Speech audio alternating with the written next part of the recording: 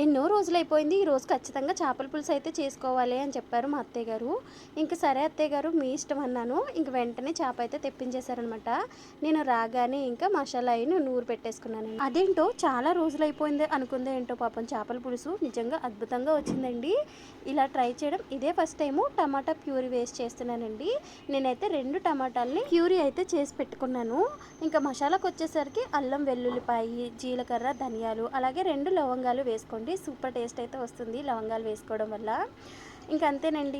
ముందైతే ప్యాన్ పెట్టేసుకోండి. కొంచెం ఆయిల్ అయితే ఎక్కువే పడుతుంది చేపల పులుసు కాబట్టి. ముందుగా ఉల్లిపాయ పేస్ట్, అల్లం వెల్లుల్లి పేస్ట్, టమాటా పేస్ట్ ఒకదాని తర్వాత ఒకటి మగ్గించుకున్న తర్వాత చేప ముక్కలు వేసుకుని చింతపండు రసం వేసుకుని మీ రుచికి సరిపడినంత ఉప్పు కూడా వేసుకున్నాక చేపల పులుసు కుతుకుతా ఉడుకుతున్నప్పుడు బెండకాయ ముక్కలు, కొత్తిమీర, కరివేపాకు వేసుకోండి. 2 ముక్కలు నేనైతే మా వారికి ఫ్రై కూడా చేశాను అనమాట. మూత పెట్టి 15 నిమిషాలు ఉడికించుకుంటే ఇంక రెడీ అయిపోయినట్టే. ఇలా చేయండి, తినడం కాదు జుర్రేస్తారనమాట చేపల పులుసు.